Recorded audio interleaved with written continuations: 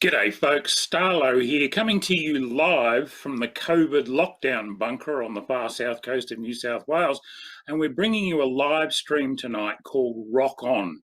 We're going to look at all manner of things to do with land-based and rock fishing, which are some of my favourite kinds of fishing, and I know that a lot of you out there really enjoy them too.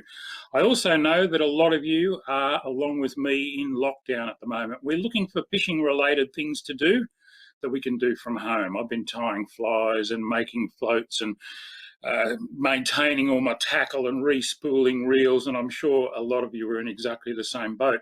But what we want to do tonight is share some wonderful old footage with you from the Rex Hunt Fishing Adventure days.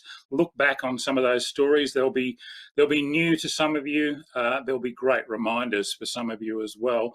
And then I'm going to show you a little bit of newer rock fishing, some of the stuff that I do these days. I'm getting a little bit older and slowed down a bit. I don't do quite as much adventurous stuff as I used to back in the 80s and 90s. I'm pretty sure I wouldn't be able to get into some of those spots where we filmed on the Rex Hunt show back in those days anymore, but I still love my rock fishing.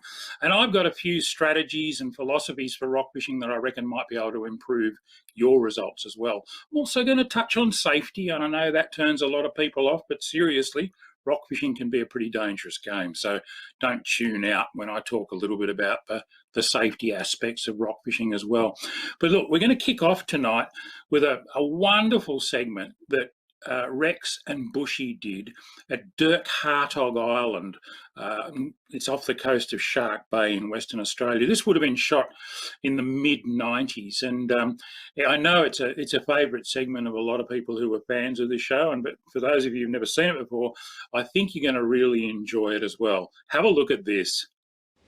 G'day folks, I'm Rex Hunt, and welcome to Dirk Hartog Island, where the fishing's supposed to be pretty good. Well, it ought to be. These are the hooks.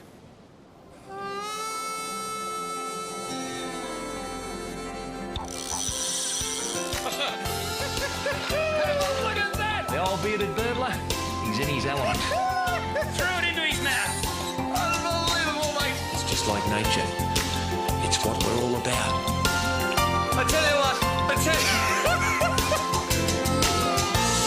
This is just fantastic. Wagons, ho! Thank your mother for the rabbits. Just when they think it's safe to come out, unavailable! Bang! I guess in the end, that's probably why we all go fishing.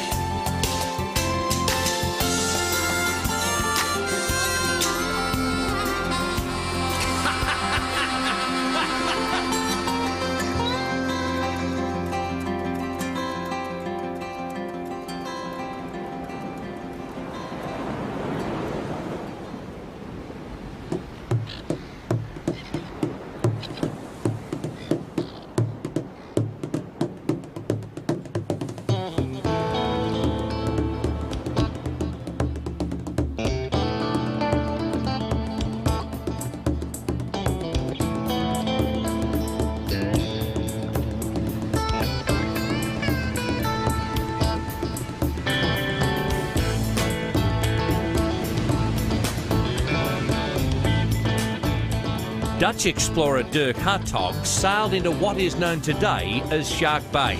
The island was named in his honour, and today Dirk Hartog Island remains fairly secluded and wild.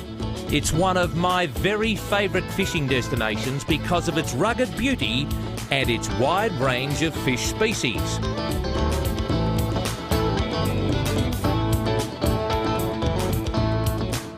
And it's one of my favourite feeding destinations as well, especially if you happen to be staying at Dirk Hartog Island Lodge.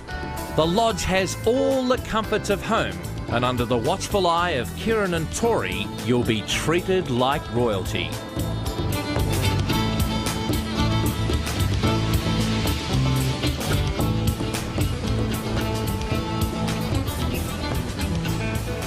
Tell you what, Kieran didn't muck about getting out there before us. Bushy, has been a clash of rods. Nasty clash of rods. Oh. Now I know how Armstrong and Oldham and those other blokes on the moon actually... How'd you be playing golf on this? I'd probably play better than I do on a golf club. You reckon? Yeah, I'm not the flash golfer. I tell you what, it's not bad looking water. Mate, this is awesome. We've got the wind behind us. Yeah. Enough swell to make a bit of white water.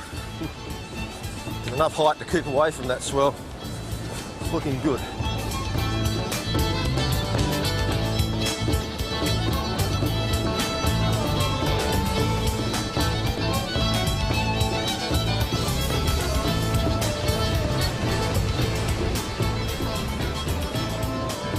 Got your snapper by the by the feel of this. Ooh, come on, thing. Oi, oi, oi, oi, oi. I reckon that's a snapper, and it's not a bad one. Oh, got off. Did it? Oh no. Oh, that was a big fish. Big one, was it? Yeah. So it was a big snapper, but it just got off. It's a scary spot. Ooh. Scary thing, whatever it was. Get this other pilchard on. Last hook should go through his eye. What have you got, Rexy? Long Tom. Look at that. Didn't he inhale that fish, Bushy? Look at him. He probably get some good jumps out of that. Oh! Oh, look at him go. Here he comes. Come on, mate. Come up to see old Rexy, baby. Come on, up you come. Coming, coming, coming. Oh, look at this. Yeah, look at this. I need to do me drag up a bit. Look at this, Bushy. A long Thomas. Isn't that a sensational looking fish? And that's why we've got that that particular rig on there, folks. We've got a beautiful long Tom. He's got very big teeth, and he's got that particular rig right down him. So I'm going to cut that off, just like that. Look at that dentistry there. A beautiful example of a fish that is born to exist. And I tell you what, if you're piscatorially inclined and you end up in those choppers, you end up, well, in this bloke's stomach. Back you go, mate. I'll give you a little bit of a fling. You ready? Go now. The tide's up and away you go. There he goes. And oh, look at him go.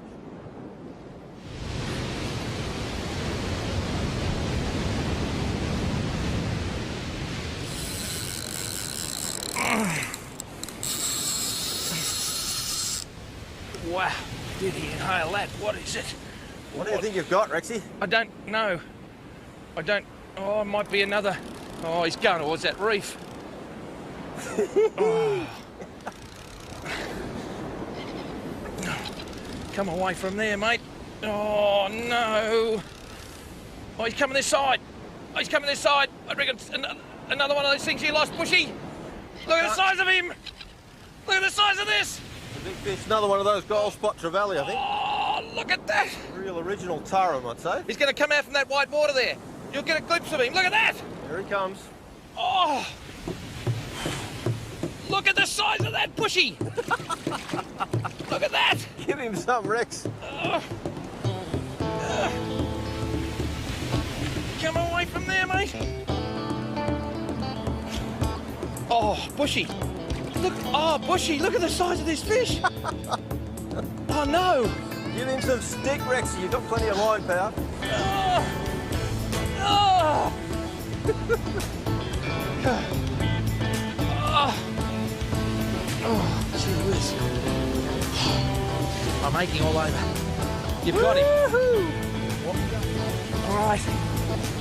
Well done, Rexy. Thank you. Come on,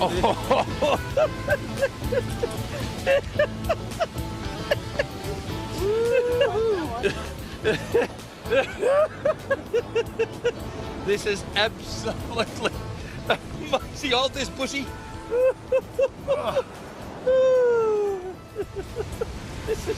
This is rock fishing. look at that. Is that not bad at all? That's unbelievable. What type of fish is it? Well, I think it's a tarum, a proper tarum. Better known as a gold spot trevally. The adults lose a bit of the gold. They've still got a little bit of gold on some of these spots, but I'd call him as a proper tarum, if I had to call. This family is a real street fighter. Oh, they pull hard. They really do. But I tell you what, to be able to do that off the rocks, he's still got plenty of kick in him. I'll just wait for this. There's a nice bit of tide now, mate, and go now. Away we go. He's good, mate. I tell you what, no, that's not a bad capture. You know, I said a street fighter. I reckon Brute Bernard, George the Animal Steel and Spirits of Rian have driven me into this area here. I'm aching all over, but isn't it a marvellous feeling? It's like a league grand final, isn't it? It certainly is. That first one I just took me to the cleaners, but you've saved us, Rexy. For our young folk at home, these big fish are not in here just looking for you and I. They're in here for some serious dining. There's a lot of tucker down here around these washes, and that ocean, there's nothing, I don't know even what's on the other end of that, but there's a long way before you hit land. Well, I can tell you, Zimbabwe, Is that Harare. right? If you go over there, you get taken by a lion. I reckon that's the only thing that might take us here today, folks. Now, seriously, parents, this is not for everyday anglers. You've got to come here with people who know the place.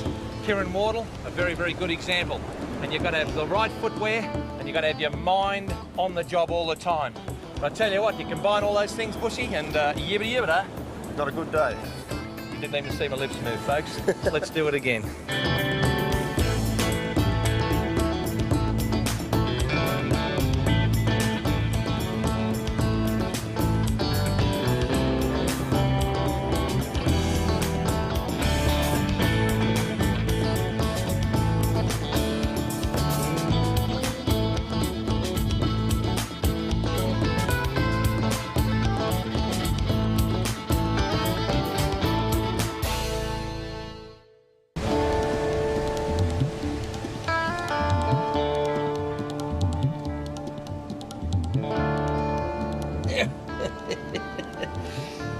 Oh, look at that. That's a beautiful, beautiful crab. And with the colours on him. It's got purple and white and a little bit of cream. And if you have a look in this rock pool, there's a purple algae type seaweed growing. You've got bits of shoal grit that have been tossed up here over the years of time. And all of the Indian Ocean wash has gone back in here. And you just wonder how they got up here. And this is a complete ecosystem right here with a hole in the rock. Oh, you had a go at my toe there, mate. I love rock pools in the 50s and 60s on the shores of Port Phillip Bay. And I love them at the wrong end of my life, folks. They're a marvellous, intricate example of what the ocean's all about. And talking about the ocean, no kisses for you, mate. Off you go. And tell your mates that Rexy was here. As I said, talking about the ocean, folks, I might become part of the ocean if I don't get out of here. It's getting near high tide. Thank you very much.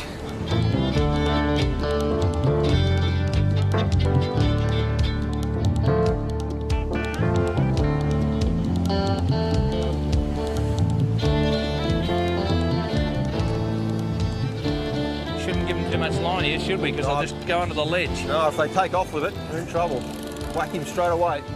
Oh, whacked him, all right. I got one too, I think. Have you? Oh, I just had a bite. Well, you come over here. I'll go over this side. Oh, gee whiz. Look at the birds come in too. Oof. I have no idea what this is. This is a big, deep, thumping fish. Might be a snapper. I don't know. No, it's silver. It's silver. It might be another one of our Another tarum, maybe. tarum friends. Oh, I tell you what, this is solid fishing. I tell you what, you wouldn't need to go to the gym or run a marathon to get fit doing this. Oh, he's got a trevally feel about him now, Bushy. Might be the same. Feel that power. I just like being connected to him, you know, and feeling the power of the fish. Lifting, winding. And the laser line is 30 pound in the old scale. And then I've got some clear line, 50 pound breaking strain as a shock leader. And now I'm doing is I've got 50 pound pressure on him with about a 35 to 40 pound drag on the reel. And he's not going to go very, very far. We hope. At all. Well, we do hope. We do like to be beside the seaside. Oh, a big ball chin groper. Well, you are joking. Last time I was here, our resident chef Ian Pochran cooked me some of this. Oh, look at the best fish. Look at the power on that. Woo. Yeah, but the power, Kieran. I don't think this one should go back, Rexy, if we get him. It should go back to Victoria and she can cook it for us tonight. Looks like it might be. You got enough rope to get to him? Got him? Okay. Well done. Got him? Oh, well done. Oh, no, he hasn't got him. We have. Have we now? Good boy. Well done. I'll tell you what, he is. My favourite eating fish. Look at that. That is a serious bald chin groper. I tell you what, this bloke's not going to go back at all, Bushy. Look at the teeth on him. Yeah. Look at those teeth. The teeth are serious teeth, and that's why we've got that wire there. I'll just get that out of that. Kieran can untangle this, but the old cliff gaff, you're going to be, well, doing it into the proverbial very big hurricane if you don't use one of these. You'd be dead if you didn't use one of these. Bald chin because of the white chin, bald head because of the bald head. I'm a bald-headed groper, or grouper, and I tell you what, this is one of the best eating fish in the sea. Now, I put it, folks, in the same class as fresh gummy shark, which is flaked from Bass Strait in Victoria. And I reckon the Patagonian toothfish that the Perth people sent us to try, I tell you what, comes very close. But tonight, we dine back at the magnificent homestead of Dirk Hartog Island on bald chin groper and the bald man and the moustache. Well, we eat tonight, but I reckon we could eat for about 5 days and we'd still be as big as we are. Can you get a couple of puffer fish for the crew? Because I think this should be ours, man. Coming right up. Your wish is my command.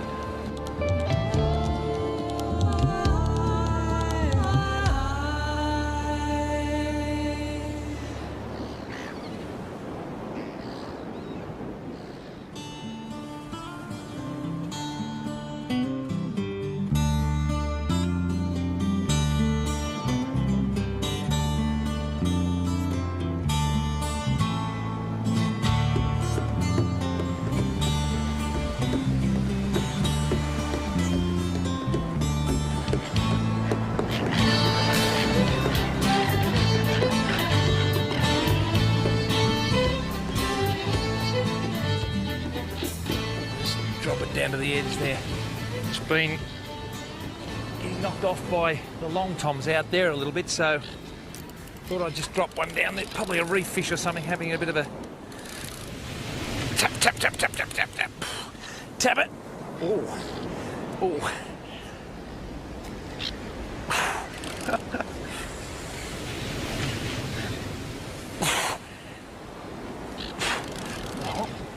I don't know what this is, Bushy. A snapper, is it? It looked like a snapper when he came up in the wash. Sweet lip. Sweet lip. What a beautiful looking fish. Now that is one of the pretty fish in the sea. I tell you now, oh, it's a long way down there. I know how the giraffes feel now. But that is just a beautiful example of why we go fishing. Look at the colours on that fish. Look, that is just fantastic. A lot of fish like this particular sweet lip use these colours to their advantage. What they do is they, just get that out of here, mate, just like that.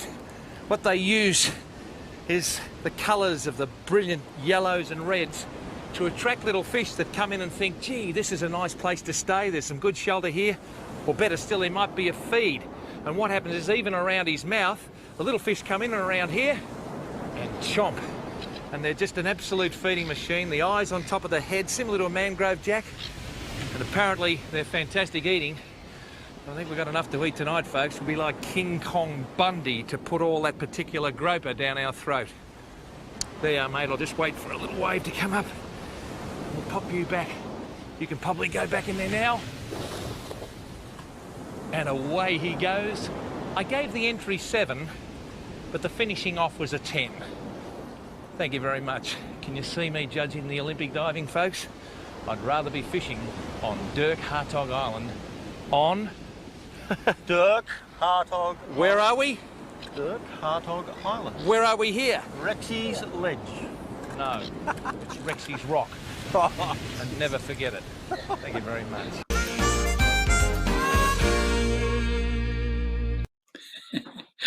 How good was that? It's a few years since I've watched that segment myself, and I enjoyed it just as much this time around as I did originally. I wasn't actually on that trip, as you could see. That was one that Rex and Bushy did on their own, but we did many, many trips together, of course, the three of us, and Bushy and I did a lot of trips just on our own. I'm going to show you one of those in a minute. But Dirk Hartog Island is one of the most remarkable places that I've been to around the Australian coastline. As I said, it's off the coast of Shark Bay in Western Australia. And that entire stretch of coast up there is amazing. And although that was shot well over 20 years ago, probably 25, 26 years ago, I'm here to tell you that the fishing in that part of the world is still every bit as good today. It is probably some of the best land-based and rock fishing anywhere in the world. And you can get there. Well, maybe not at the moment with the COVID lockdowns, but when all that stuff finishes, doesn't matter where you are in Australia, you can get over there and actually go fishing there yourself. Not that easy to get onto Dirk Hartog Island, but I've actually got a mate who lives in Perth these days. He's originally from the south coast of New South Wales, a guy by the name of Robbie Riches. And he runs a company called Perth Fishing Safaris out of Perth, does a lot of beach and drone fishing in the Perth metropolitan area, but he takes groups up to that Quabba coast, and more recently he's been taking groups out to Dirk Hartog Island for 5 days, a week at a time, living in shacks out there. He feeds them really well and takes them fishing on those rock platforms and the beaches. It is just amazing fishing. So if you're interested in checking it out, get onto Robbie's Facebook page on Perth Fishing Safaris, and you'll find all his contact details and everything there. Tell him Starlo sent you. It is really, really a great trip. It was interesting to look at the gear that Rex and Bushy were using in that Dirk Hartog segment. The long rods are important. You know, that's a real safety consideration on the rocks, because it allows you to just stay back that little bit from the edge, which was pretty important where they were, because if you went in off the edge of there, you wouldn't have a whole lot of chance of getting out. The lower ledges are covered in razor-sharp oysters, and there's a constant surge there. That Indian Ocean is a pretty spooky bit of water, I've got to tell you. People talk about freak waves, and they don't really exist other than tsunamis. But over in that part of the world, the Indian Ocean throws up what they call king waves. So every day you get a couple of sets of swells that just seem to be significantly larger than anything else you've seen on the day, and it's something you really, really got to be aware of. So that's why it's good to go with someone like Robbie as well, who really knows his stuff. Now look, another trip that burns brightly in my memory banks, and this was one that Bushy and I did together. Rex wasn't on this one. We went across and we did a big four-wheel driving safari with a mate of ours by the name of Peter Woods, fantastic bloke from Perth, and a bunch of his friends. And we four-wheel drived from Perth down across the bottom past Esperance and out into the Great Australian Bight. And that is some of the wildest, most remote and most beautiful country I've ever seen. And one particular spot called Talini Cove that we went to burns in my memory banks as probably one of the most dramatic places I've ever been to. Unfortunately, I don't think you can go to this one anymore. They've removed the climbing ropes and the ladders because of the dangerous aspects of them, which you'll see in a minute. But Bushy and I got there, we camped overnight at the tops of the cliffs, and then we walked up to the cliff edge in the morning to climb down. And I think if you watch Bushy's reaction to this, it's pretty fair dinkum. Have a look at this.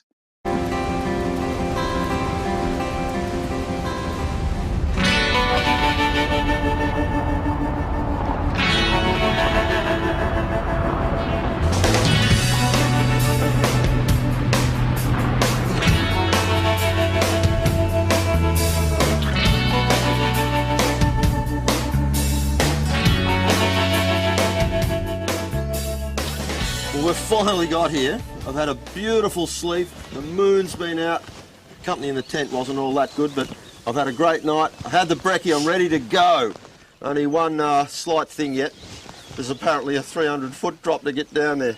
Now, Arthur, you've saved my life on the sandboarding. Thanks, mate. What do I got to do to get down this ladder? Thanks, mate. Look, it's pretty easy, really. You just don't look down, hang on, and count to 300. count to 300. 300 steps and you'll be down there. Oh. There's ladders and ropes, so it's not really difficult. Just take it easy and you'll be okay.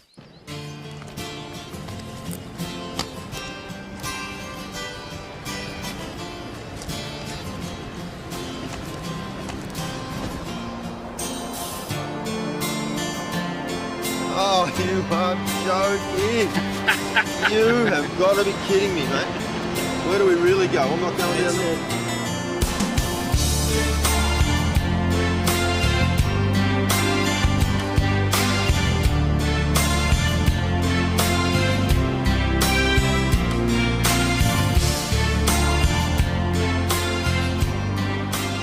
Well, there it is, Bushy. What do you reckon? Oh, you are joking. I'm not going down there.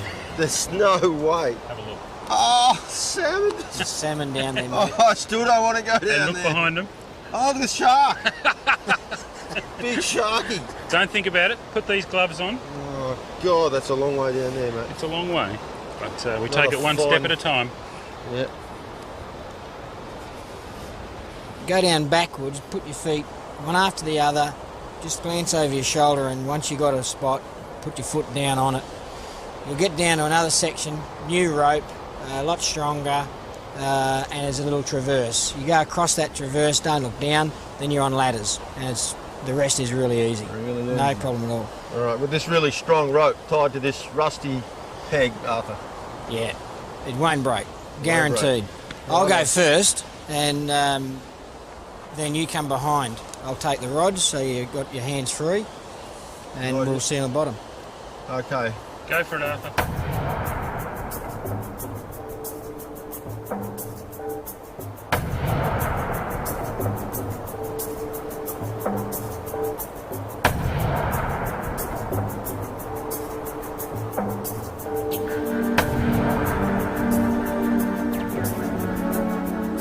I'm not going in there.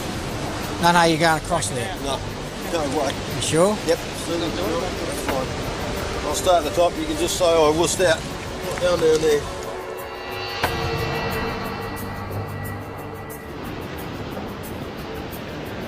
Whew.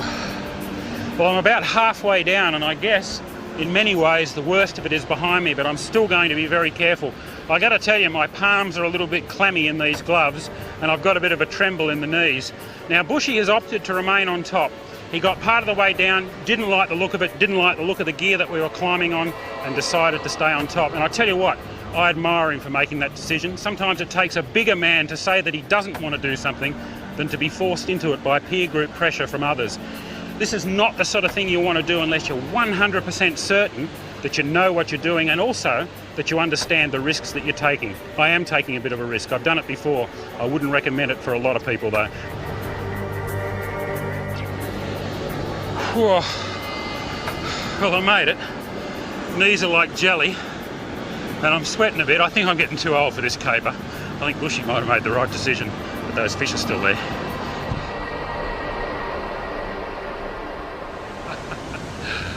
Well, I tell you what, folks, it's not too often that I can confidently predict that I'm going to hook a fish on my very first cast, but I'd take money on this one. Out goes the lure. Yeah, and I've got him! Oh, took about 6 turns of the handle, I guess, after the lure hit the water, before the first hard-fighting Australian salmon just climbed all over it. I tell you what, I've fished some magnificent places all over the world, but I can't think of too many that would top this one in terms of the backdrop, the sheer beauty and grandeur of the place, and the quality of fishing. This fish I got on, he's coming into the surf now. Woo!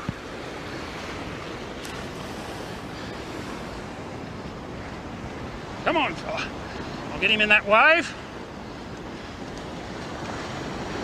Up the beach he comes. Just use the power of the water. Don't fight the water. If he does that, it starts to run back. Sometimes you've got to let him go. They're so lively.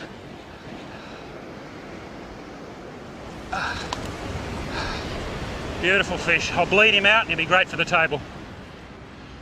Stevie, 50 metres, 2 o'clock. Okay.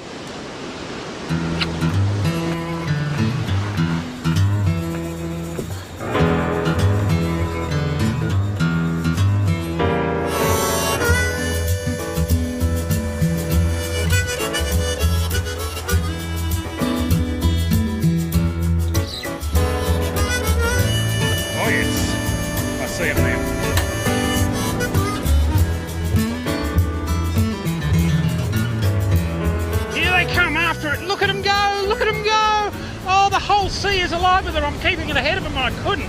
Oh, he's running like crazy. I actually tried to get the lure away from the fish and it was impossible. There's a lesson there for people who wind too slowly with their lures.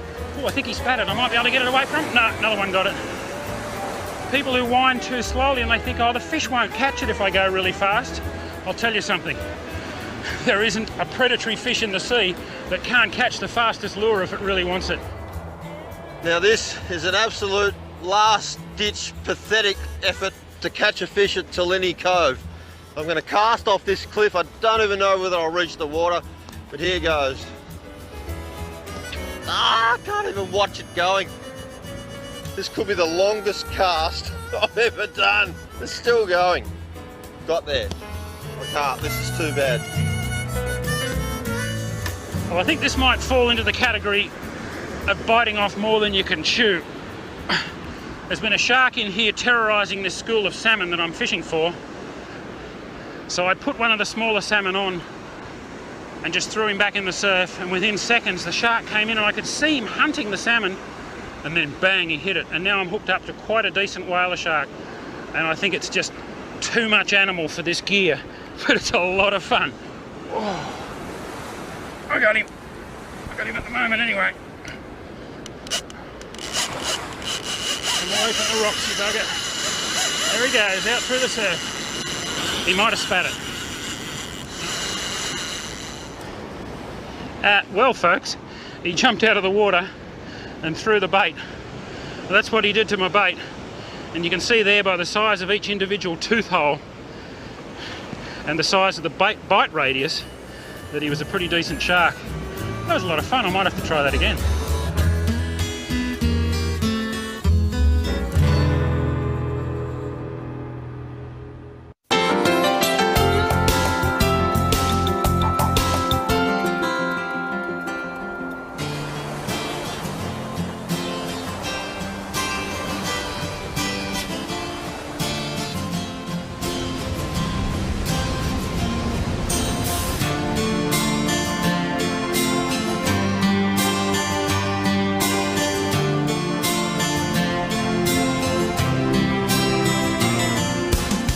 Here he comes.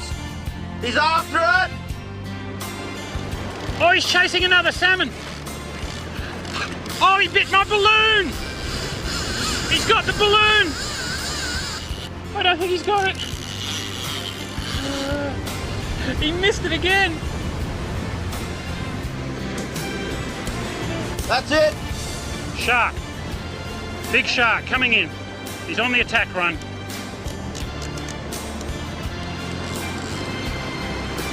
Okay, he's got him. Whoa, what a take!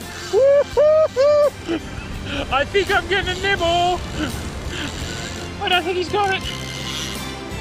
Leave the balloon alone.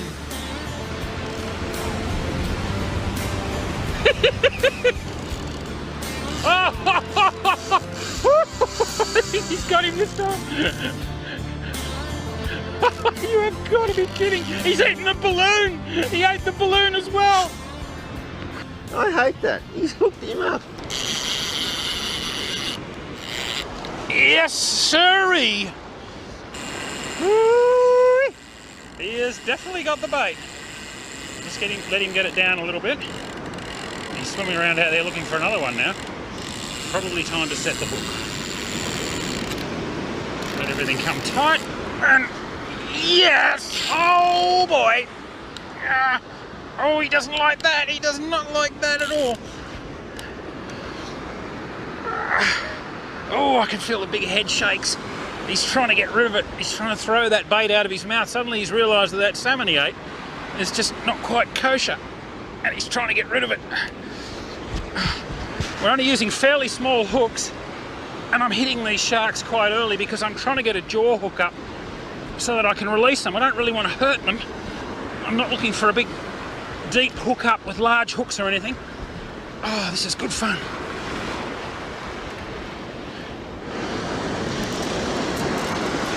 Big run. Whoa, he's a bit of a runner, this one. Just trying to use the waves to roll him towards me, the shark. Oh, he's got other ideas though.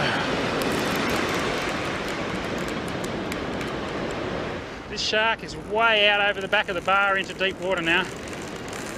The biggest problem I've got is if the line finds a rock or something out there, it'll just cut straight through. Oh, he's got a lot of line out now. I sound a bit short of breath, it's because I am. This has been a fairly torrid little encounter. This is not normally the sort of thing you'd try to do single-handed, but it certainly makes it a challenge. It's me against the shark. I can just get his head pointed up the beach, but he keeps wanting to point it back out, which is hardly surprising. You hold the rod, I'll go in and trace him. I don't want to break it in. No, you'll be right. If you just keep it down fairly low, yeah. You can put your thumb on it a little bit, but if it really pulls, just let it slide off. Don't put too much on it. You can whine a little bit if you get a chance, but don't pull.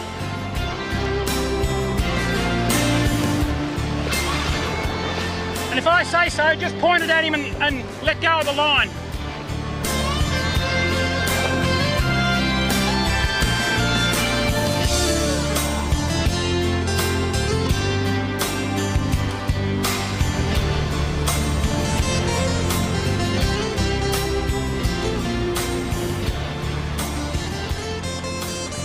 Come on.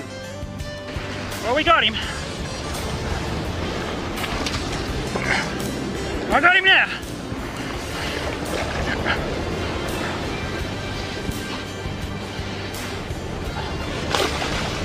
What are we going to do now? Oh, I can actually get the hook out. It's right here. As you can see, he's a fair-sized shark. He's about as long as me. Come on, fella. Out you go. You ready? Go!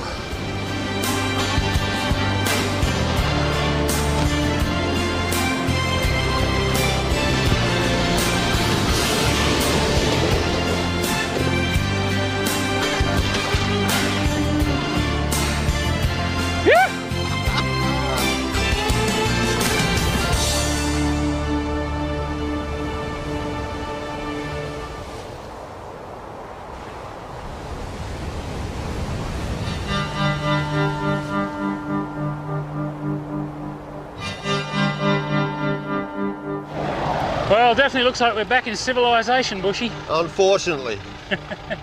Back out on the blacktop.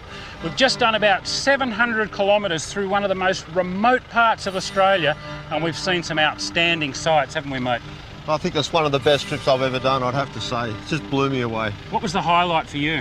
Well, I think the real highlight was that huge sand dune. I mean, getting on that piece of polished board, mate, that was just terrific. But what about all the sharks and the salmon at Talini Cove? Well, that would be one of the best places I've almost been, I have to say. Almost been, I love it. Look, seriously, folks, we have seen some wonderful things, and it's just the most remote place you could get to, and to see the fish still in their natural state, we really need to look after places like this.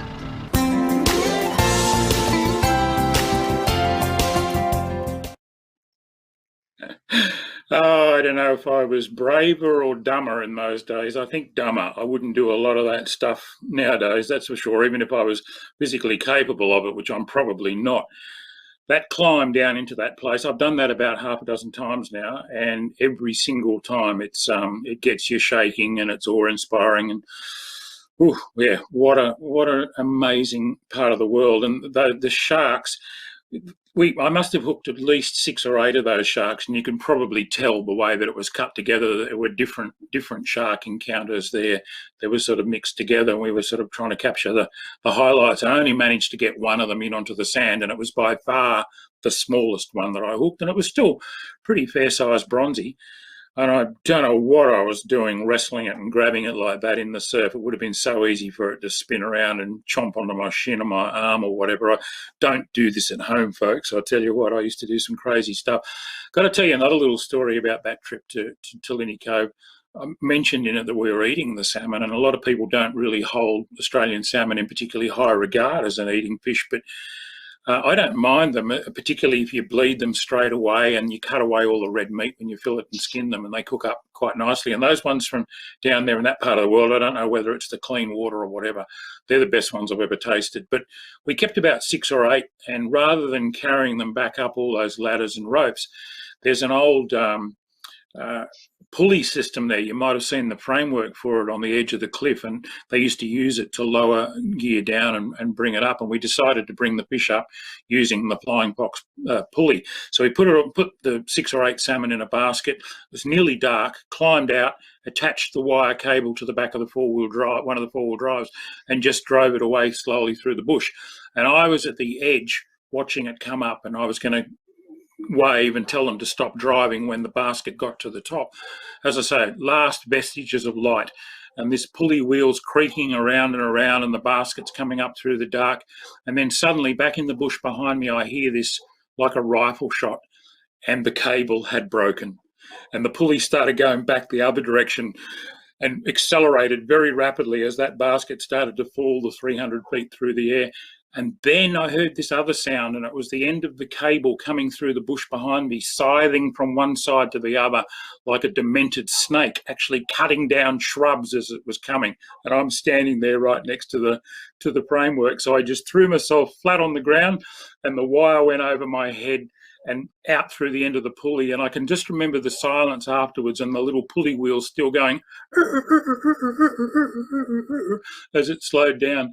It was a dramatic moment. And one of us, we picked the youngest bloke in the group, had to climb all the way back down there and get those fish, bring them back up in his backpack. We cooked them up that night, and I got to tell you, they were the best salmon I've ever eaten. So if you want to eat really good salmon, you've got to drop tenderize it from 300 feet. That's my tip. All right, look, it's been fantastic bringing you this live stream tonight, and we're going to bring you more in future. But jump on and ask us questions and stuff too, and give us some ideas about some of the other stuff you'd like to see from the Rex Hunt Show in the past, and some of the new stuff you'd like to see and what you'd like to hear us talk about. But before we wrap up, I want to show you a much more modern segment about the kind of rock fishing that I mostly do these days, which is a little bit more local and a little bit less dramatic. And I made this this video clip called Stepping Stones to Fishing Success. It's going to be a series for Shimano Australia. I've been a Shimano pro angler for 20 or 30 years and quite closely associated with Shimano, do a lot of work with them.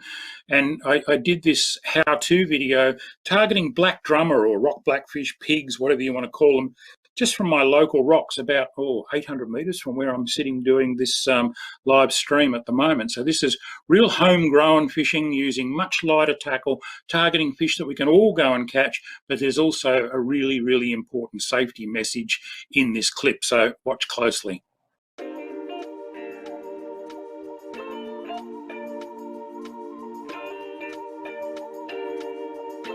G'day, Starlo here.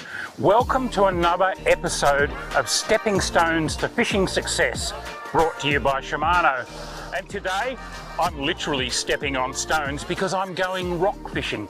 Now, this is a kind of fishing that's got a reputation for being quite dangerous, and it certainly can be if you get it wrong. So I'm going to give you a couple of safety messages, and I hope you don't mind. To begin with, just make sure you know what the conditions are. Use a couple of good weather apps, check out the swell size, have a look at the tides, and then when you get to your spot, don't just charge straight down to the water.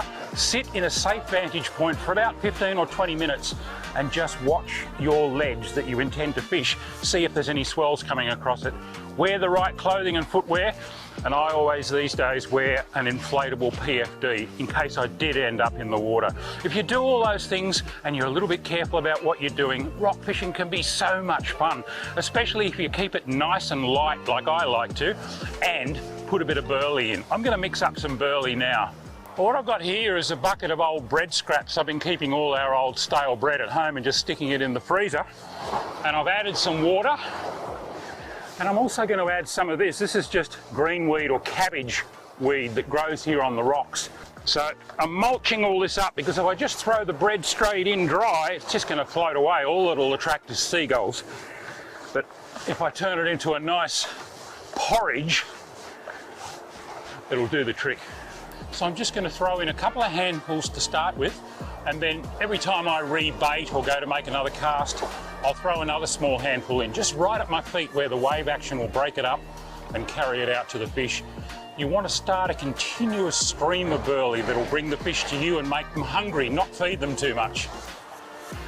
Because I'm putting my burley in right here at my feet, I don't want to cast out too far. I just want to fish this broken white water where it's coming across the rocks, and it gives the fish some cover, and it's also where the burley is. So a nice short cast is really all I'm going to need.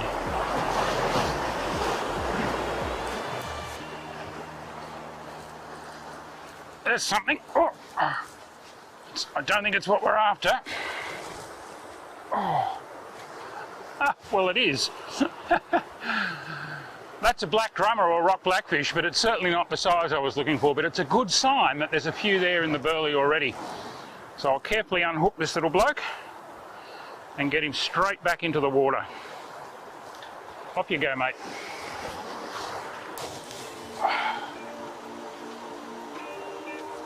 Oh, what do we got? Oh, something picked it up on the way in. Ooh. Oh, it's another drummer. It's a little bit small, that one. It's probably very close to the 30 centimetres, but if they're even close, I let them go. They're always just hooked in the mouth, so they're easy to unhook. And I'll get him straight back in the water. This gear I'm using is exactly my favourite outfit on the beach as well. It's a really light rod. It's 10.5 foot long, bit over 3 metres, but it's extremely light with a light tip. I've only got a 2500 size reel on it, spooled up with 10-pound braid, and I'm running a 16-pound leader at the moment, about a rod length of leader. It's light gear for drummer fishing, but boy oh boy, you get a lot more bites and hook a lot more fish. You might lose the odd fish, but that's a bit of a trade-off, and it's so much fun. Oh yeah. Oh, that might be the right kind. Oh, come on. This is where the long rod comes in handy for steering him around the rocks. Oh, he's a good fish. He's a good fish.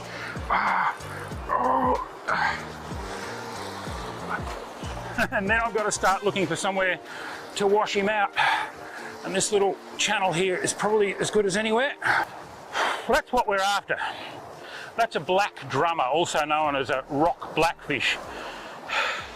One of the best eating fish in this part of the world, believe it or not. A lot of people don't realise that, but filleted and skinned, these are just absolutely delicious. I'm looking for a couple of these to take home for a meal, and I'd actually rather take them home at that size than the big ones. I can let the big ones go. That was too much fun. Yeah, oh, did me like a dinner. Woo, that was a good one. I'm using about the simplest rig you could possibly imagine. It's just a small sinker running freely on my leader, right down to about a number 1 to 1.0, possibly 2.0 size hook, just depending on what sort of fish I'm expecting to encounter. This rig is great around the rocks. It's simple to tie. It doesn't snag up all that often, believe it or not, and when it does snag up, you can bounce the rod tip, and quite often the sinker banging on the hook will de-snag it. Now for bait, I'm just using frozen prawns this morning, but listen, when you buy your prawns, make sure they're Australian caught or Australian farmed.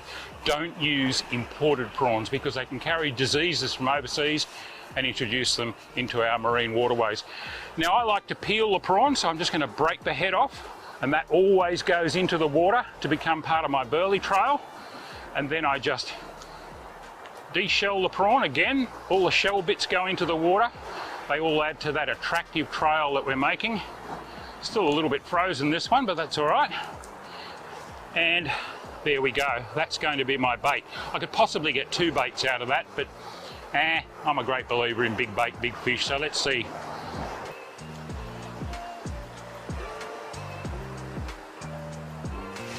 Got him.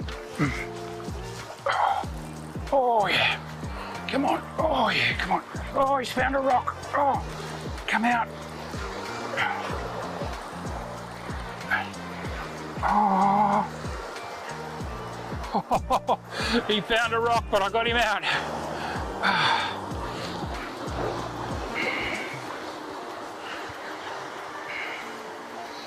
All right. Oh. And that's what happens when you're on light gear, you don't get them all. That was a really good drummer, and he wrapped me up in one rock, obviously chafed the leader enough that I just couldn't hold him when he went for the second rock. Popped the leader. Woo! Well, there you go. I hope you enjoyed that and got a few tips out of it. That's the kind of rock fishing that you can do around a big stretch of the Australian coastline. But listen to those and take on board those safety messages that I passed on there as well, about wearing the right footwear, wearing the right clothing, observing the spot where you're going to fish for at least 20 minutes before you go down onto the ledge. That's really important. Knowing what the sea conditions are doing, whether the tide's rising or falling, whether the swell's rising or falling, and wear one of those PFDs. You know, I look back on that stuff we did 20 odd years ago and we were never wearing life jackets on the rocks. You didn't see anyone wearing life jackets on the rocks in those days, but it makes so much sense to do it. And those inflatable vests, they're not uncomfortable, they don't get in the way, they're not bulky. So just whack one on. It could just save your life. It's worth doing. Look, I really hope you've enjoyed this Rock On live stream. If you did, let us know, because we'd like to do some more for you. Let us know some of the topics that you'd like to cover. We've been taking some questions through the stream this evening, and I've been trying to answer as many of them as I can. And I know that Rex is in the Melbourne studio trying to do the same thing. You can catch these on both my own YouTube channel, Starlo Gets Real, which might be where you're watching it now, or you might be watching it on Rex's, the Rex Hunt Fishing Adventures YouTube channel. It's live streaming on both of them, and we'd love to do it again. We're really enjoying doing this during lockdown. I know a lot of you around the country can't get out for a fish at the moment, or if you can, you can't go very far. You can also follow my fishing adventures through Starlo's Fishatopia page on Facebook, and my Starlo's Fishatopia Instagram account. And of course, Rex is really active again these days on his Rex Hunt Fishing Adventures page on Facebook. So don't be a stranger, keep up with us. We'd love to get your feedback. We've really enjoyed talking to you tonight. Take care out there, follow your local advice. Listen, get the jab. I know that a lot of people are a little bit hesitant about the vaccine, and I was a bit myself, to be honest, but weigh up the risks, and I think it makes sense. The more of us that get vaccinated, the sooner we'll probably be able to get back out there and enjoy the great outdoors. Anyway, look, this is Starlo. Until next time, wishing you tight lines.